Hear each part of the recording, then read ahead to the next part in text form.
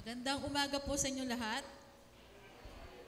Good morning po. Pakibati po ang inyong katabi ng isang pinagpalang umaga. Praise the Lord. Pwede pong paki-lights off na lang po yun. Nakakasilaw po. Okay. So, kumusta po kayo mga magulang at mga kapatid? May tao po ba? Okay. So lahat din po ng mga nandyan sa live streaming, binabati po namin kayo mula dito sa Christ Ambassadors. Binabati po namin kayo ng isang pinagpalang araw. Okay. So tuloy-tuloy na ho tayo, no? Kung nakinig po kayo ng mensahe ni Pastor Tom nung nakaraan, ibinahagi ho niya sa atin ang kahalagahan, yung importansya po. The good news, the message of the cross. Amen? Naalala niyo po ba? Naalala niyo po yung mensahe nung nakaraan? Ang mensahe po ng krus, napakaganda ho na mensahe ng krus para sa mga hindi mananampalataya, ito daw po ay kahangalan. Ang sabi ni Pablo, subalit sa ating pong mga nananampalataya, ito po ay kaligtasan, assurance ng ating kaligtasan. No ho? Sapagkat sabi nga ni Pablo, wala na hong ibang mahalagang katuruan dito sa balat ng lupa, kundi yung patungkol sa kaligtasan. No ho? Kailangan ho nating matiyak ang ating hong buhay hanggat nandito pa ho tayo sa lupa. But now, no, hindi naman ho ito continuation, kaya lang, isa ho ito sa mensahe po ng krus na kailangan hong maunawaan ng mga mananampalataya. No, na ang topic ho natin ngayon ay ang krus. The cross is our victory. Amen? Ang krus ng Kalbaryo ang siyang nagtiyak sa atin hong pagtatagumpay sa bawat laban dito sa lupa. Amen? Ang sabi nga ho ng 1 Corinthians chapter 15, 57, thanks be to God, He gives us the victory through our Lord Jesus Christ. Tayo po ay saglit na manalangin.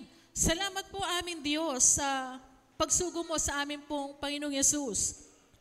Ang Panginoong Yesus ang nagbigay ng kanyang sarili sa krus ng Kalbaryo upang kami na mga nanampalataya sa kanyang makatiyak ng katagumpayan, katiyakan, Panginoon. Salamat po. Salamat po sa labis na pag-ibig mo sa bawat isa po sa amin. At sa umaga pong ito, salamat po sa mga bukas na kaisipan, sa mga bukas na pangunawa upang patuloy na pumasok ang salita mo sa amin pong mga kaisipan at ito, O Diyos, ay patuloy na makapagpabago ng amin pong mga isip at damdamin, Panginoon, at ng amin pong pananaw upang sa bawat lakad namin, sa bawat araw ng buhay namin dito sa lupa, Lord, kami ay magtagumpay anuman ang mga pagdaanan namin, anuman, O Diyos, yung mga makasalubong naming mga hamon ng buhay, Lord, tiniyak mo na yung amin pong katagumpayan. Salamat po, O Diyos, sa krus ng Kalbaryo. Thank you so much, Lord, in Jesus' name. Amen. Palakpakan ho natin ang Panginoon. To God be the glory.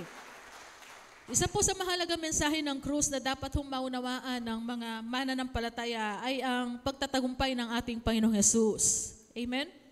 Na kung saan lahat ng laban, lahat ng umaalipin sa sangkatauhan, nang dahil sa kasalanan ay nilupig at tinalo ho ng ating Panginoong Hesus. Saan? Doon sa krus ng Kalbaryo. At alam niyo po, hindi lang niya basta tinalo yung laban. Hindi lang niya basta tinapos ang laban, kundi pinanalo pa ho niya. Tiniyak niya, sinecured niya na bawat isa ho sa atin ay magtagumpay sa buhay na ito. Kaya po ang madalas na tinuturo ho sa atin mula sa salita ng Diyos, tayo po ay nakikipagbaka hindi para manalo. Tayo po ay nakikipagbaka mula sa pagtatagumpay tungo sa pagtatagumpay. We do not fight for victory, we fight from victory. At ang finish work ng ating Panginoong Yesus, yun po yung starting point ho natin. Nandiyan pa ho ba kayo? Kaya nga po ang ating pag-aaralan ngayon ay kakaiba kaysa doon sa mga madalas nating marinig patungkol sa spiritual na pakikibaka. Nung bata ho ako, madalas ang narinig ko patungkol sa spiritual na pakikibaka ay para ikaw ay magtagumpay sa laban, ito po ay laging nakatuon sa dapat nating gawin. Halimbawa po, kagaya ng para matalo mo ang kaaway, kailangan bago mo siya harapin, handa ang puso mo, nanalangin ka ng mahaba, no? Nag-fasting ka ng maghapon para mapalayas mo ang gawa ng kaaway. Dapat ganito. So noong bata ako, ganun po yung naririnig kong mga katuruan. Para ikaw ay manalo sa pagkikipagbaka, nakatuon ho lagi doon sa kailangan gawin. Kaya ang mentalidad ko po nung unang panahon, no,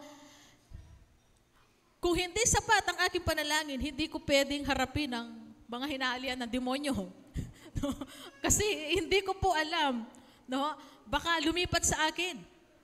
At hindi ko rin naman po alam kung kailan magiging sapat yung aking panalangin, yung aking fasting, yung aking ginagawa para mapalayas ko ang hinaalian ng demonyo, para magtagumpay ako doon sa laban. No? Nung bata ako, marami akong nakikita kung paano magpalayas ng demonyo, yung mga pastor. No? Yung iba nakikipaghabulan pa. No? So yung mga ganong klaseng pananaw, nakatuon sa gawa ng tao. Kailangan, ganito ang gawin mo para mapalayas mo yan. Pero ngayon ho, tuturan ho tayo ng salita ng Diyos. No? Ito po'y kakaiba patungkol ho sa kung paano ho natin harapin. No? Yung pagtatagumpay. No? Ito ay kakaiba kaysa sa mga natutunan ho natin nung araw. Sapagkat ito po ay nung araw kasi nakatuon sa gawa ng tao. Pero ang Biblia, ang tinuturo niya po, kung paano ho natin ito harapin sa pamagitan ng ginawa ng ating Panginoong Hesus. Amen? Noon, tayo po'y nakikipagbaka para manalo. Talunin ang kaaway. Pero sa ilalim po ng biyaya ni Kristo, ang nakipagbaka po sa krus ay walang iba kundi si Kristo. Amen? At hindi lamang ho siya nakipagbaka, nanalo pa ho siya at ginawa pa ho niya tayong higit na mananagumpay. Romans 8:37, sabi niya, no, in all these things, we are more than conquerors. Amen? Alam ho natin ang ibig sabihin ng more than conquerors. Hindi tayo ang nakipagbaka, hindi tayo ang nakipaglaban, hindi tayo nakipaggera, subalit tayo po ang nakinabang dun sa pinanalunan nung nakipaglaban para sa atin. Amen? Nakukuha natin? Kaya nga ho ngayon, simulan ho natin ating pag-aaral. So the cross is our victory. One of the most important military strategy, mga kapatid, sabing gano'n, the cardinal rule in any warfare, no po, is to know your enemy. Tingnan ho natin to. Sino ba ang kaaway? Sino ba ang kaaway? Ano ba ang kaya niyang gawin? Ano ba ang powers niya? Tingnan natin, Ephesians chapter 6, verse 12. For our struggle is not against flesh and blood. Kapag ka po sinabing flesh and blood, physical po ito, no? But against the rulers, against the authorities, against the powers of this dark world, and against the spiritual forces of evil in the heavenly realms. No? So kapatid, ang tunay na kaaway ay hindi tao. Hindi ang katabi mo, kapatid, ang tunay na kaaway. Hindi po mga human beings, no? Kundi sabi po ng binasa ho natin, isa po yung mga spiritual na puwersa ng kadiliman na namamayan sa himpapawid. So tignan ho natin. So there is a spiritual enemy. No, tignan ho lang natin, kilalanin lang ho natin to.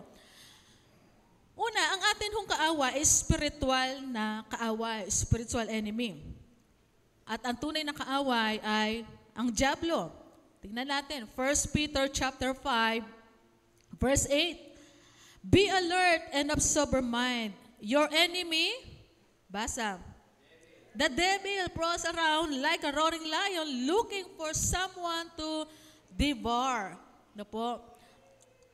So ang salitang devil ay galing po sa original na salitang Greek na diabolos o diablos. No po?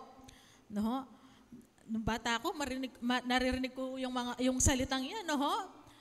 Ewan ko lang po sa inyo. Diablos, ang ibig sabihin yan, yan po yung original na Greek word ng devil. na ang literal na kahulugan po nito ay enemy or adversary. Ano po? At ang salitang Satanas naman po sa Greek word ay Satanas pa rin, na ang ibig sabihin naman ay the devil. Therefore, si Satanas ang Diablo at ang Diablo ay si Satanas. At sa original Hebrew word, ang salitang Satanas ay Hasatan. Hasatan, na ang literal na meaning ay archenemy or kaaway. No po? Now, so the devil is your kaaway. No po? Your enemy. Now, who is the devil? Pasadahin lang natin to para lang may alam po tayo. Si devil, si Lucifer ang naging Diablo. Dahil sa pagmamataas po niya, siya po ay nagrebelde laban sa Diyos. Yan ay mababasa natin. Nababasa niyo ho ba? Isaiah chapter 14, verses 12 hanggang 14 po yan. Sabi niya dyan, how art thou fallen from heaven, O Lucifer, son of the morning? How art thou cut down to the ground, which did not weaken the nations? 13. For you have said in your heart, I will ascend into heaven.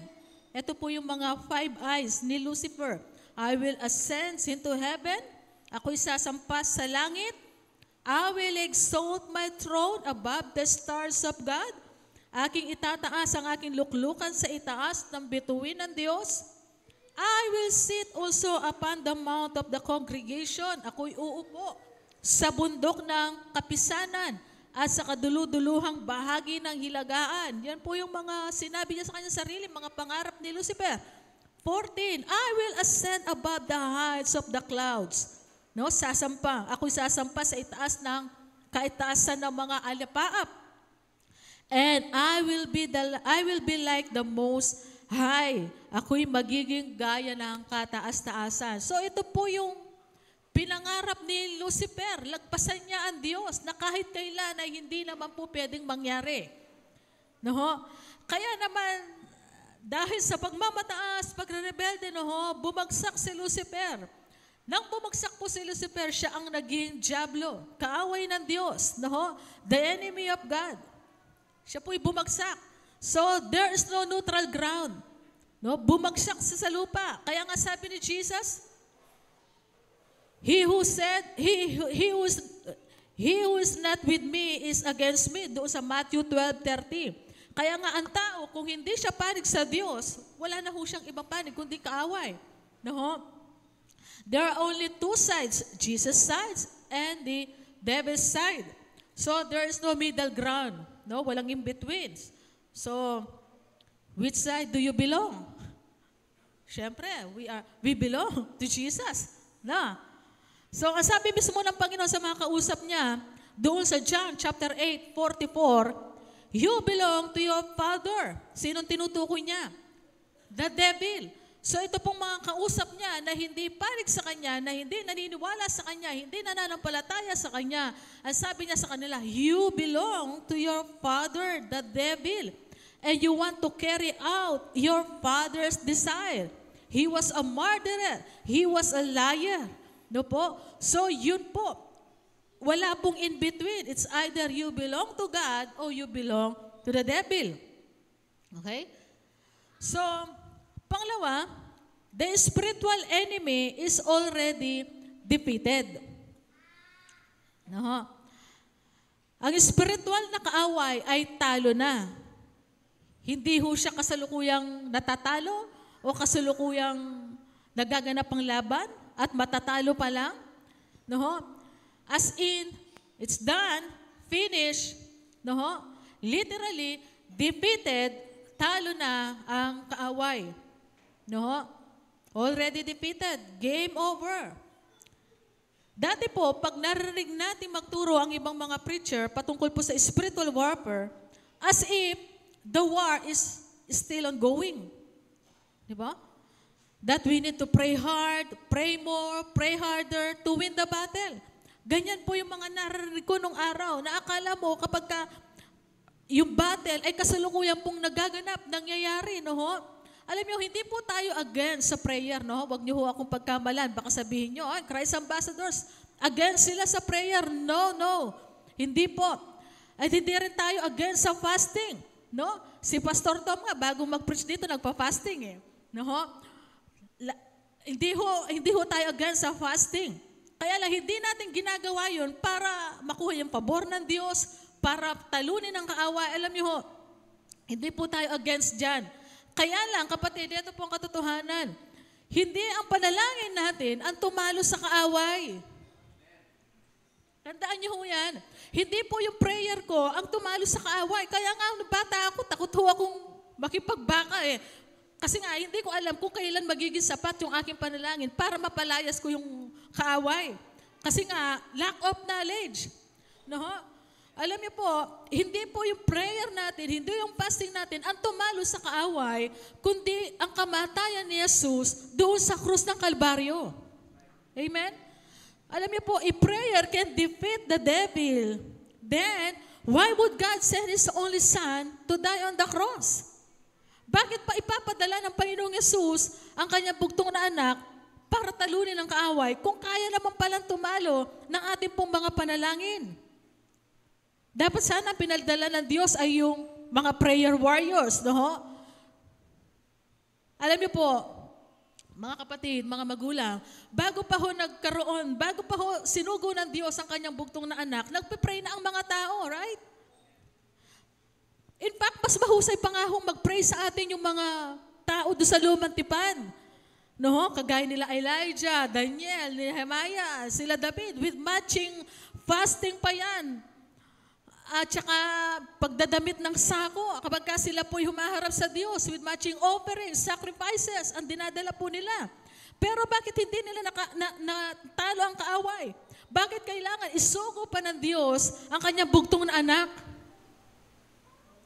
Kasi po, hindi po yung panalangin natin, hindi yung gawa natin, kundi yung ginawa ni Jesus ang nagpatalo sa kaaway. Amen? At nagbigay sa atin ng pagtatagumpay laban sa kanyang gawang masama. Amen? Nagigets niyo po ako? So, hindi ho tayo against sa panalangin, kapatid. At sinasabi ko lang, hindi po yung mga ginagawa natin, hindi yung serbisyo natin ang nakapagpatalo sa kaaway, kundi yung kamatayan ni Jesus sa krus ng Kalbaryo. So, tapos na ang laban, kapatid. The Lord Jesus has defeated the devil on the cross beyond recovery and with finality. Wala na siyang, hindi na siya nakaangas pa. Hindi na siya nakabangon pa. Nung tinalo na siya ng kaaway, hindi na siya nakapalag. At ang krus ng Kalbaryo ang patunay na talo na ho ang kaaway. Hebrews chapter 2 verse 14.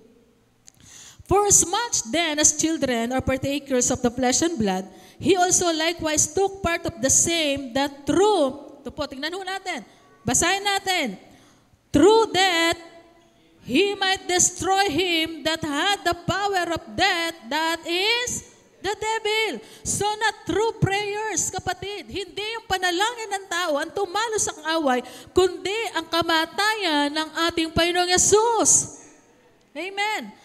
So, ang salita pong destroy dyan ay galing po sa salitang katargeo. Meron ho silang dalawang word, katargeo, kata, and argos. Ang ibig sabihin ng kata ay down. Down. At ang argos naman ay inactive. Inactive, useless, without effect. So, this means, kapatid, the devil is down, the devil is destroyed, katargeo, kata, argos, down, inactive, useless, and without effect. Amen. So literally, ang ibig sabihin po nito, once down, always down. Amen. Nandiyan pa ho ba kayo? Once inactive, always inactive. Amen. Once useless, always useless. Once without effect, always without effect. Once defeated, always defeated. Amen? Kaya nga sigaw ng Panginoong Yesus doon sa krus, it is finished. Amen? John 19:30, it is finished. Tapos na ang laban. Tetelestai, ibig sabihin ng tetelestai, to end and complete. Amen? Ang ibig sabihin po niyan, kapatid, tapos na ang gawain, tapos na ang laban, namamahinga na yung gumawa ng laban, pero yung epekto po nito, ang resulta ng kanyang ginagawa ay nagpapatuloy hanggang sa panahon po natin. Amen? Para bagang halimbawa po, yung pong mga paborito ho ninyong artista, no ho, nag-shooting ho sila, tapos na yung shooting, tapos na ho yung kanilang taping, namamahinga na yung mga artista, pero yung pelikula, yung resulta ng kanila pong ginawa, ay hanggang ngayon, napapanood pa ho ninyo. Amen? Meaning, kapatid, tapos na ho yung ginawa ng ating Panginoong Yesus, namamahinga na ang Panginoong Yesus at ang Kanya pong ginawa ay nagpapatuloy hanggang sa eternal. Amen? Literally means, Christ's victory on the cross is complete and final, and the effect of His victory continues even today and throughout eternity. Palakpakan tayo po yung Ginoo. Hallelujah. So, kailangan ho nating maunawaan na yung kaaway ay defeated na.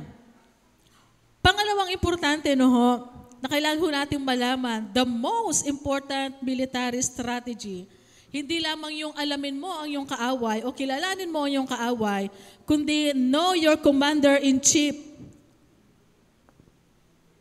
and his directives for you. Amen? Yes, kilala mo ang iyong kaaway. Alam mo ang nangyari sa kanya. Pero dapat, kilala mo rin ang iyong commander-in-chief.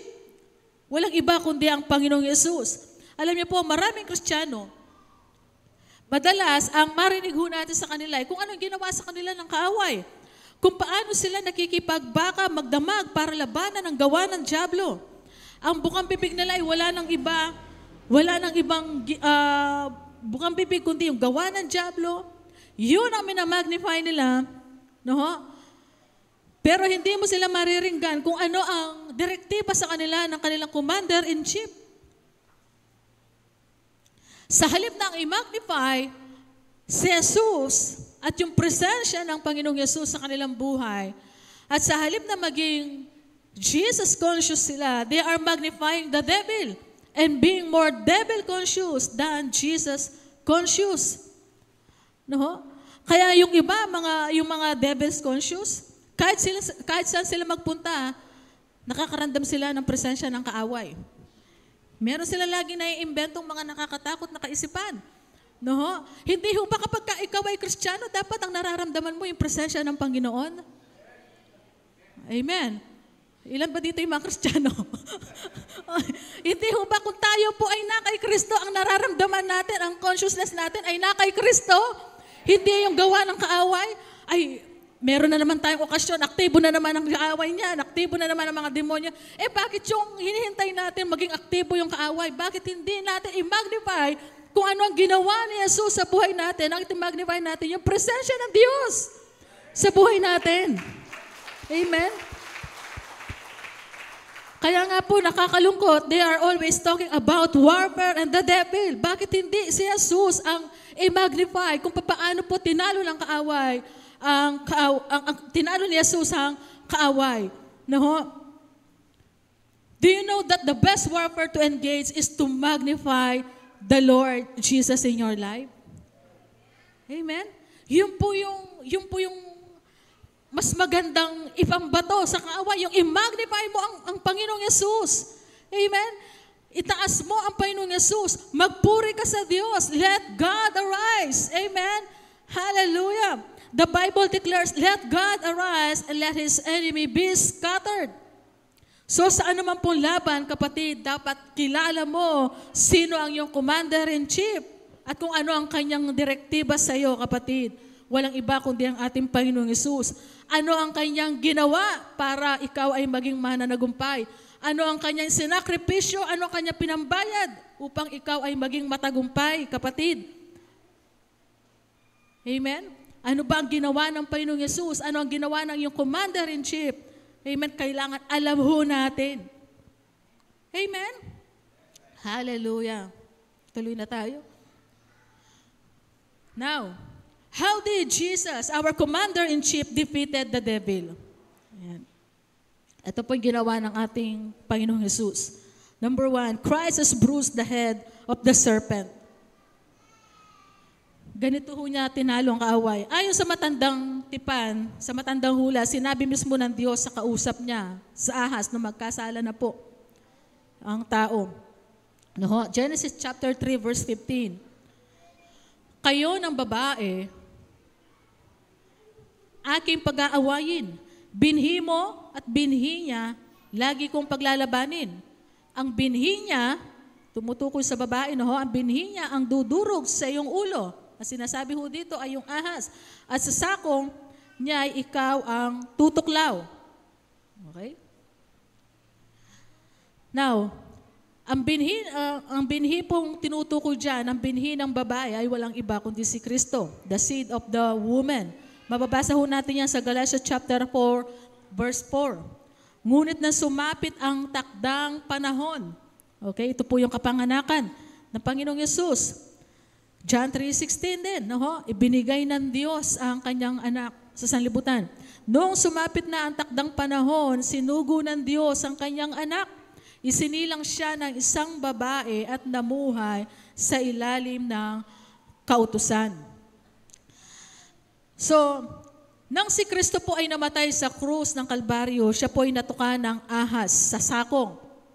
Katulad po ng sinabi doon sa Genesis, doon sa Genesis 3:15. Siya po ay natukan ng ahas sa sakong dahil kinarga po ni Jesus ang ating mga kasalanan sa kanyang duguang katawan. Yan ay mababasa natin sa 53 verse 6 ng Isaiah. Tayong lahat ay tulad daw po ng tupang ligaw na nagkanya-kanya ng lakad, na ngunit ipinataw ni Yahweh sa kanya ang kaparusahan na dapat sana tayo po ang tumanggap. So, doon po sa krus, siya po ay natukan ng ahas sa sakong. Sa kabilang panig naman po, ang tama ng ahas ay sa ulo. Amen? Wala lang tayong illustration, no? Bagamat tinuka ho siya ng ahas sa sakong, no? Yun po ay dahil sa kinarga ng ating pong Panginoong Yesus ang lahat ng kasalanan na sa katauhan. No? Sa kabilang panig naman, ang tama ng ahas ay sa ulo. Sabi po ng Genesis, He shall bruise your head. No? Alam naman po natin na ang buhay ng ahas ay nasa ulo. No? Kapag ka nadurog ang ulo ng ahas, mawawalan na ho ito ng buhay. Hindi na ho siya makakakilos. Unti-unti na ho siyang mamamatay. Kaya ang good news, kapatid, ang ahas ay patay na. Amen? Tapos na ang laban. At sabi ng Hebrews 2:14 kanina, winasak ng kamatay ng ating Panginoong Yesus ang gawa ng dyablo. Ang devil mismo, no ho, dinipit niya. So dito po, mga magulang at mga kapatid, ang ginawa ho ng ating Panginoong Yesus, He bruised the head of the serpent. Amen? Patay na ho ang ahas. Amen? Pangalawa, Christ has disarmed the enemy, the devil. Dahil sa kamatayan ni Jesus, ang dyablo ay talo na magpakailanman. No? He disarmed the devil with finality. He is no longer a factor as long as Christ's victory on the cross is concerned. Tignan ho natin ang Colossians chapter 2, verse 14. 14 to 15. Having canceled the charge of our legal indebtedness which stood against us and condemned us, has taken it away, nailing it to the cross, and having disarmed the power, the authorities, He made a public spectacle of them, triumphing over them by the cross. So, nung ang ating Panginoong Yesus ay namatay sa krus ng Kalbaryo, akala ng kaaway ay nagtagumpay siya, natalo niya, akala niya napatay niya ang tagapagligtas. Akala niya napatay niya si Kristo Jesus. Subalit hindi niya alam na mabuhay siyang muli. Ang sabi ng Biblia, having disarmed the powers and authorities. No? So lahat ng armas ng kaaway laban sa tao ay kinuha, nalaglag dahil sa ginawa ng ating Panginoong Hesus. Amen. Wala na hong armas ang kaaway ngayon. Wala na siyang pwedeng ibato sa iyo, kapatid. Lahat ng armas ng kaaway ay na-disarm na ng ating Panginoong Hesus. At alam niyo ho ba, isa po sa armas ng dyablo ay ang kautusan. At sabi ng 1 Corinthians 15:56, the strength of sin is the law. Amen? Ano ang nagpapalakas sa kasalanan? Kautusan. At isa po sa armas ng dyablo ay yung kautusan. Amen? Dapat ito ang gawin mo para ma-qualify ka sa Panginoon. Dapat para makumpleto mo ang kaligtasan mo. Ito ang gawin mo. Ito, sumunod ka sa ganitong klaseng kautusan. Kaya lang, ang lahat ng ito, hindi pa rin sapat, no? Hindi pa rin kayang tuparin ng tao sapagkat ang tao ay mahina. No? So hindi mo pa rin magagawa, kaya patuloy pa rin nagkakasala ang tao sa kautusan. Subalit ang good news, kapatid, kinuha ni Jesus ang kautusan at kasamang ipinako doon sa krus ng Kalbaryo. Amen? Yung kautusan na laging ibinabato ng kaaway sa tao na hindi niya kayang tuparin ito at sundin. At dahil dito, kapatid, na-disarm ang dyablo sapagkat si Kristo ang katapusan ng kautusan. Jesus is the end of the law. Romans 10:4, for Christ is the end of the law. Amen? So kaya wala na pwedeng ipambala sa iyo ang kaaway. Amen? Ikaw ay malaya na mula sa pang-aalipin ng kaaway. Ikaw ay malaya na mula sa mga maling kaisipan. Ikaw ay mananagumpay na, kapatid. Amen? Ikaw ay mananagumpay. Sabihin mo sa iyong katabi, ikaw ay matagumpay na. Hallelujah. So Christ has disarmed the enemy. Pangatlo po, Christ has rendered him powerless. Nang bumagsak po si Lucifer, siya po'y binawian lahat ng kapangyarihan at kapamahalaang ibinigay sa kanya bilang isang arkanghel. Na po? Ngayon ang tanong, saan galing naman yung kapamahalaang ginamit ng dyablo para tuksuin ng tao? Alam nyo, ang kapamahalaang ginamit o ginagamit ng dyablo ay ang kapamahalaang ninakaw niya sa tao. Doon sa Garden of Eden, di ba? Nung na-deceive niya si Adan, nakuha niya yung kapamahalaan. No, sapagkat nung nilikha po ng Diyos ang tao, nilikha niya ayon sa kanyang wangis at binigyan niya ito ng kapamahalaan. No? Subalit nung magkasala na ang tao, si Adan, kinain niya ang bawal na bunga dahil dito naisuko po ng tao ang kanyang kapamahalaan sa dyablo. At dahil dito, ang dyablo na po ang naging Diyos ng sanlibutan ito. Ang sabi ng 2 Corinthians 4:4, He is the God of this world. No?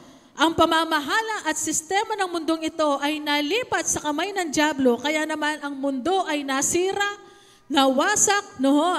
Ang mga tao ay nagkasala, pinaghaharian ng pita ng laman, no? Lust of the flesh, pride of life, no? Kapalaluan ng buhay, pita ng mata. Yan po yung sinasabi ng 1 John chapter 2, verses 15 hanggang 17.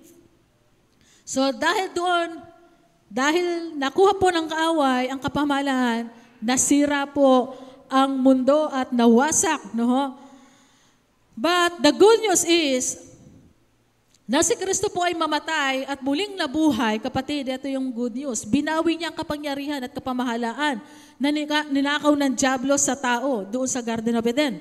At ito po ay binalik ng ating Panginoong Yesus ngayon sa mga taong tumanggap at nanampalataya sa Kanya at sa Kanyang tinapos na gawa. Amen? Kaya nga ngayon, kapatid, nasa iyo ang kapamahalaan, nasa iyo ang pamamahala. No? Nang si Kristo ay namatay, kasama tayong namatay. Romans chapter 6. No? Romans chapter 6, verses 3 to 4. Nang si Kristo po ay namatay, kasama ho tayong namatay sa ating mga kasalanan. Nang siya po ay inilibing, kasama tayong inilibing sa ating pong mga lumang pagkatao na minana natin kay Adan. Nang siya po ay muling nabuhay, tayo po ay muling nabuhay sa bagong buhay. At doon sa Ephesians 2:6, nang si Kristo ay umupo sa upuan ng pamamahala, kasama niya tayong umupo ho dito. And God raised us up with Christ and seated with Him in the heavenly realms in Christ Jesus. So ngayon, mga kapatid, bilang patunay na si Kristo ay namatay, nagtagumpay doon sa krus ng Kalbaryo, siya na ngayon ang may hawak ng susi. Kung natatandaan niyo po kanina doon sa Hebrews chapter 2:14, si Devil ang may hawak ng susi doon sa Hades, doon sa kamatayan. Subalit ngayon, mga kapatid, bilang patunay na si Jesus ay nagtagumpay doon sa krus ng Kalbaryo, siya na ngayon ang may hawak ng mga susi. Revelation chapter 1 verse 18. Tingnan natin to. I am the living one. I was dead, and now look, I am alive forever and ever. And I hold the keys of death and Hades. So tingnan ho natin to. I am the living one, present tense, I was dead, yan po ay past tense na. And I am alive forever and ever, present tense. And I hold the keys of death and Hades. Amen.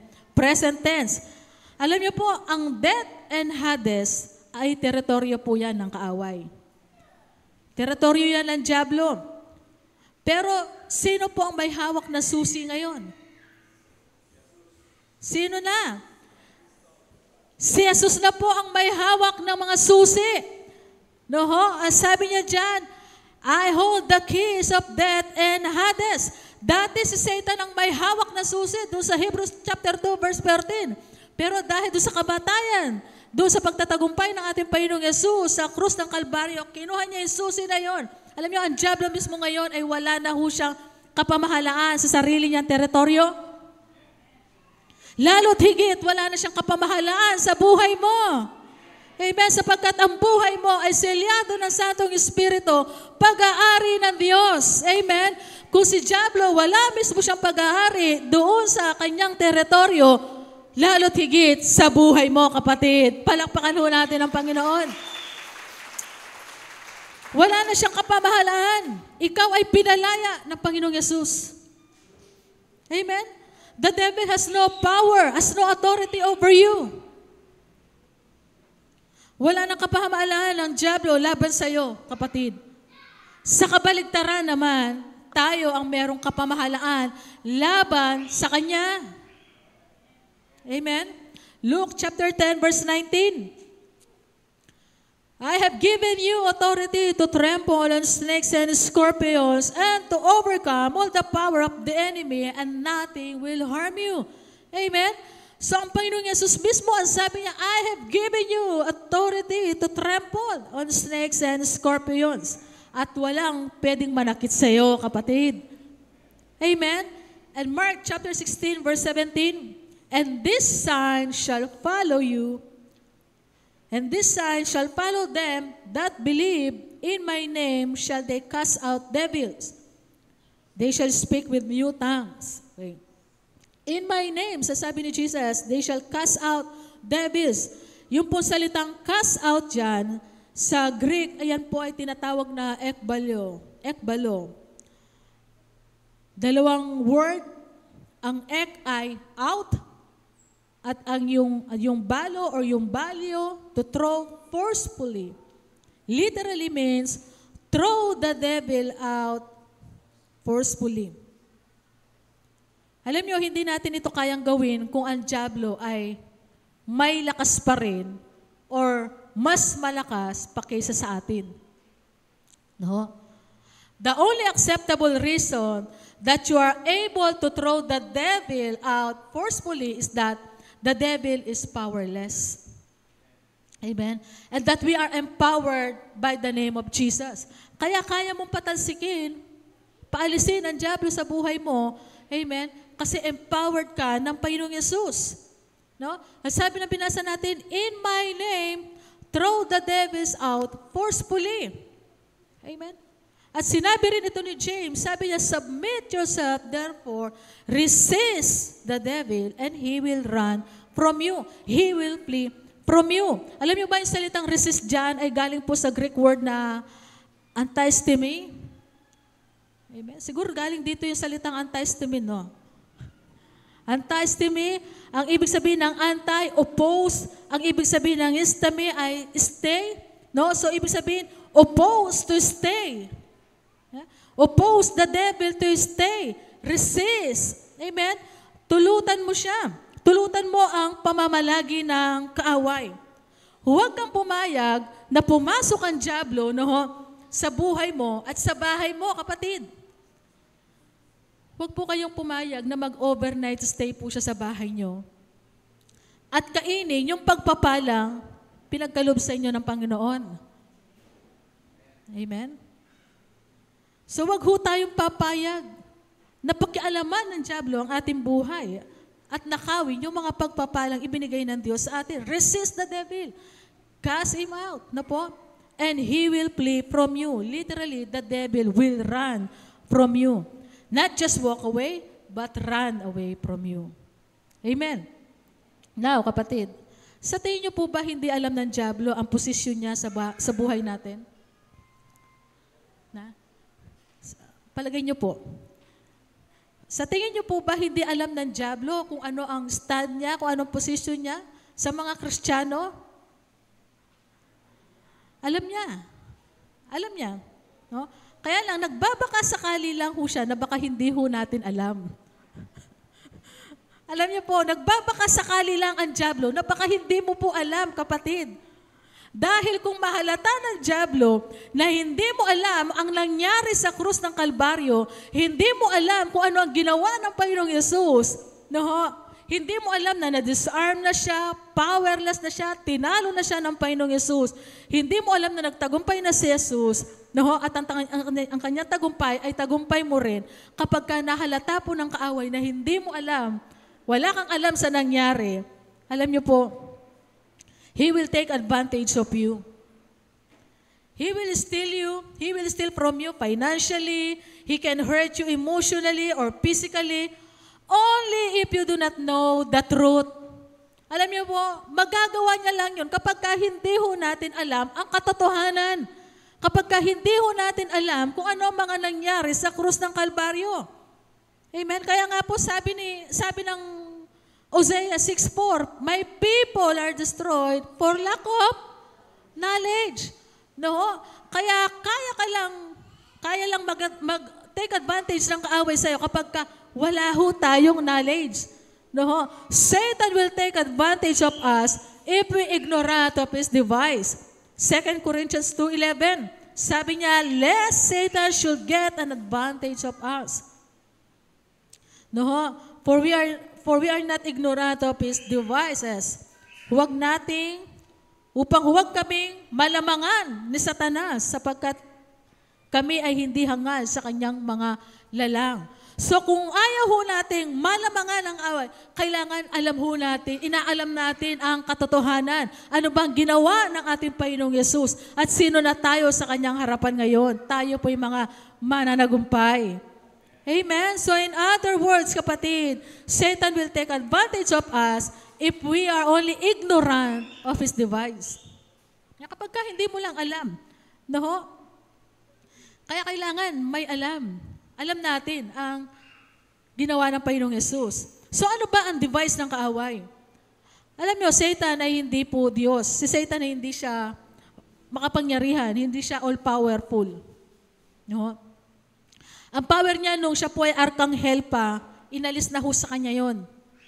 Ang power naman niya nung ninakaw niya kay Adan, ay binawi yon ng Panginoon doon sa krus ng Kalbaryo at ibinalik na yon sa taong mga nananampalataya sa kanya. Amen? Kaya nga kapag ka po natanggap ho natin ang masaganang biyaya, the abundance of grace at kaloob na katwiran ng Panginoong Yesus, the gift of righteousness, ikaw ay maghahari sa buhay sa pamagitan ni Kristo Jesus. Amen? Romans 5:17. For if by the trespass of the one man, death reigned through that one man. Dahil sa pagkakasala ng isang tao, ang tinutukoy doon ay yung unang Adan. Ang kasalanan ay nangyari at naghari po ang kamatayan dahil lang doon sa isang pangyayaring yon. How much more will those who receive God's abundant provision of grace and of the gift of righteousness reign in life through the one man, Jesus Christ. Amen? Kung ikaw ay tumanggap ng masaganang biyaya ng Diyos at masaganang kaloob ng katwiran, ikaw ay maghahari sa buhay. Amen? Kung ikaw ang maghahari sa buhay mo sa pamagitan ni Kristo Jesus, amen? Hindi makakapaghari ang dyablo sa iyo. Hindi makakapaghari ang dyablo sa iyong buhay, pati na rin ang kanyang mga masasamang gawa. Mga kapatid, hindi ko sinasabi na hindi ka nadadanas ng mga problema at pagsubok dito sa lupa. No? Hindi ko sinasabi na wala na mga challenges na makakasalubong ka sa iyong buhay dito sa lupa. Ang ibig ko pong sabihin, kapatid, ano man ang dumating na sitwasyon sa buhay natin, ano man pong mga pagsubok, ano man pong mga kabigatan na dumating sa buhay natin, kaya mong lumipad above the storm sapagkat hindi ang sitwasyon ang maghahari sa iyo. Hindi yung sakit at karamdaman ang maghahari sa iyo. Hindi yung mga gawa ng away maghahari sa iyo. Kundi ikaw ang mamamahala sa iyong sitwasyon sa pamamagitan ng ating Panginoong Yesus. Amen. You will reign in life. Amen. Sapagkat tinanggap natin ang masaganang biyaya ng Diyos at ang kaloob ng katwiran. Amen. So hindi ka paghaharian ng takot, hindi ka paghaharian ng labis na kalumpayan.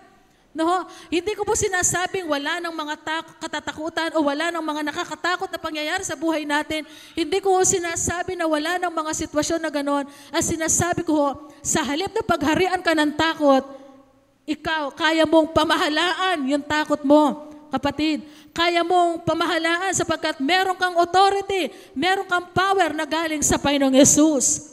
Amen? Hindi ka paghaharian ng labis na kalumpayan, hindi ka paghaharian ng mga maling pananaw, hindi ka paghaharian ng mga gawa ng kaaway, no? Sapagkat nasa iyo si Kristo Jesus at ikaw ay maghahari sa iyong sitwasyon sa pamamagitan ni Jesus at ng katagumpayan pinagkaloob niya sa atin. Amen? Last na lang, sa makatwid, mga magulang at mga kapatid, ang sikreto upang huwag maghari ang dyablo sa buhay mo, ikaw dapat ang maghari sa iyong sitwasyon sa pamagitan ni Kristo Jesus. Amen? At ng kanyang masaganang biyaya at katwiran. Amen? Kapag ikaw ang naghahari sa pamagitan ni Kristo Jesus, hindi na maaaring maghari-arian pa ang kaaway sa iyong buhay. Amen? Kahit kailan. Kapag ka natutunan mong pamahalaan ang iyong sitwasyon.